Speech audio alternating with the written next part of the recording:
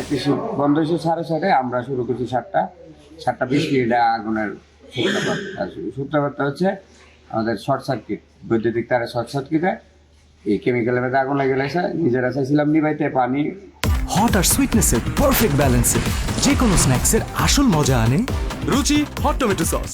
Fire stone আর বালু টালু দিয়া পারি নাই, ব্যর্থ হয়ে আমরা ঘর ছেড়ে দিছি। পরে ফায়ার সার্ভিসে ফোন দিছি।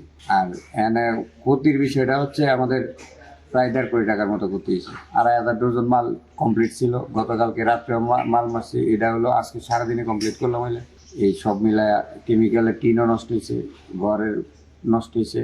আর বিশেষ করে আমরা যারা কর্মচারী আজকে গত 3 বছর ধরে এনে লাগিয়ে রয়েছি, 60-65 জন লোক, এরাও নিঃস্ব হয়ে গেছে। আজকে সকাল আনুমানিক 7:38 সময় আমরা আগুনের সংবাদ পাই। যেহেতু এখানে সালাম মার্কেটে একটা জুতার কারখানা বেশ কয়েকটা আছে, এটা শোনার সাথে সাথে আমরা ত্রিমুখী অভিযান চালাই।